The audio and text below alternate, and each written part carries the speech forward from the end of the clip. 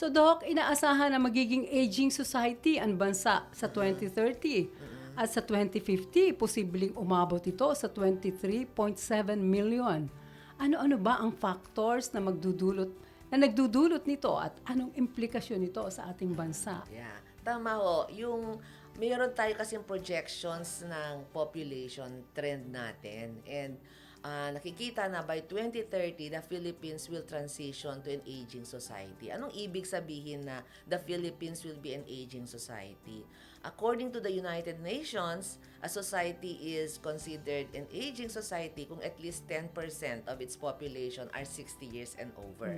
So based on projections, by 2028 or something like that, ma-achieve na natin yun. So, magte-transition na tayo. The Philippines will be considered an aging society. So, bakit tayo naggaganon, no? Many things.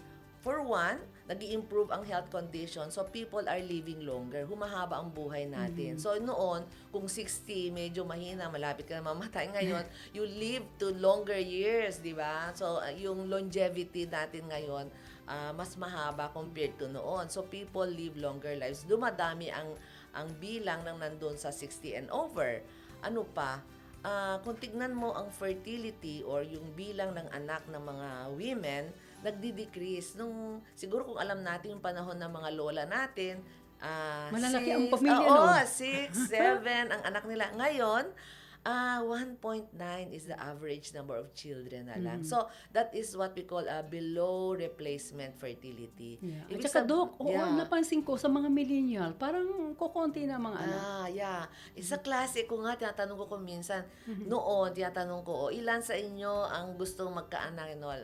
At ilan ang anak gusto nyo? Walang nagsasabi ng 0. Ngayon, tinatanong ko sila, the same question, meron na nagsasabing, ayaw nila magkaanak. So, nag-change yung preferences sila sa fertility. So, kung bumababa na yung number of young people, so in relative terms, mas malaki na yung proportion sa older ages. Kaya, parang sinasabi natin na magkakaroon ng age structural change na mas dumadami na ang relative proportion ng nasa medyo nakakatanda. Yan ang mga study na dapat naming malaman sa komisyon at para sa aming mga programa at services ay take that into consideration.